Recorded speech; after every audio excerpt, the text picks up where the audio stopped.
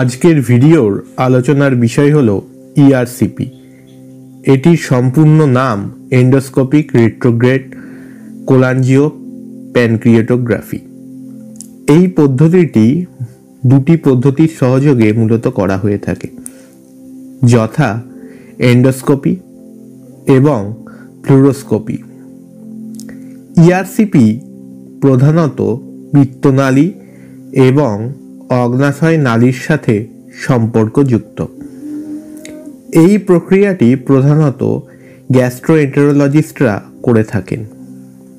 ইআরসিপির মাধ্যমে পিত্তনালী ও অগ্নাশয় নালীর বিভিন্ন সমস্যার কারণ নির্ধারণ এবং বেশ কিছু চিকিৎসাও করা হয়ে থাকে। বিভিন্ন সমস্যাগুলির মধ্যে উল্লেখযোগ্য কিছু সমস্যা হলো গলস্টোন, লিক এবং ক্যান্সার। এবার আসা যাক চিকিৎসাবিদ্যায় কিভাবে ইআরসিপি ব্যবহার করা হয় তার একটি সংক্ষিপ্ত তথ্যে। পূর্বেই বলা হয়েছে ইআরসিপি রোগ নির্ণয় এবং রোগ নিরাময় দুটি কাজেই ব্যবহার করা হয়। দেখা যাক রোগ নির্ণয়ের ক্ষেত্রে, অর্থাৎ মোটামুটি কী রোগ নির্ণয়ের ক্ষেত্রে ইআরসিপি প্রয়োগ করা হয়ে থাকে।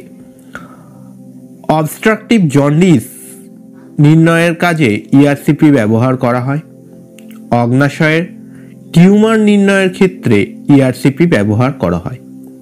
তবে এক্ষেত্রে মনে রাখা দরকার, যতক্ষণ না পর্যন্ত টিউমার পিত্তনালীর পথ রুদ্ধ করছে ততক্ষণ পর্যন্ত ইআরসিপির মাধ্যমে এই টিউমার নির্ণয় করা সম্ভব হয় না। এবার আসা যাক রোগের চিকিৎসায়, অর্থাৎ রোগ নিরাময়ে ইআরসিপি কিভাবে ব্যবহার করা হয়। ইআরসিপি প্রধানত পিত্তাশয়ের পাথর বা গলস্টোন বের করতে, মেজর ডুওডিনাল প্যাপিলা এবং অ্যাম্পুলা অফ ওয়াটারের মাধ্যমে সাধারণ পিত্তনালী বা অগ্নাশয় নালীতে স্টেন্ট বসাতে, যকৃতের কৃমি বার করতে ব্যবহৃত হয়। এছাড়া ইআরসিপি স্ফিংক্টার অফ ওডি এন্ডোস্কোপিক স্ফিংক্টেরোটমির ক্ষেত্রে ব্যবহৃত হয়। এই পদ্ধতিটি আলাদা ভিডিওতে বিস্তারিত আলোচনা করব।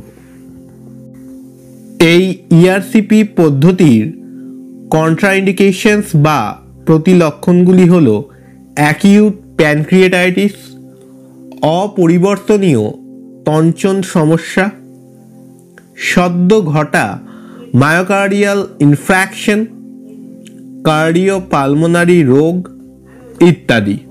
এবার আসা যাক ইআরসিপির পদ্ধতিতে। সর্বপ্রথমে রোগীকে অ্যানাস্থেসিয়া করা হয়।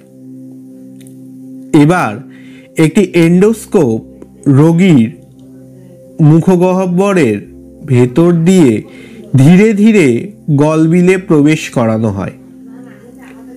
এরপর ধীরে ধীরে এন্ডোস্কোপ পাকস্থলীতে এবং তারপর ডুওডিনামে প্রবেশ করানো হয়।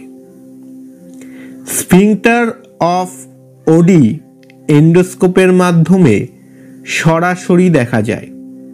একটি প্লাস্টিক ক্যাথেটার বা ক্যানিউলা অ্যাম্পুলার মাধ্যমে প্রবেশ করানো হয়। রেডিও কন্ট্রাস্ট পিত্তনালী বা অগ্নাশয় নালীতে প্রবেশ করানো হয়। ফ্লুরোস্কোপি সাধারণত কোনো ব্লকের বা ক্ষত দেখার জন্য ব্যবহার করা হয়।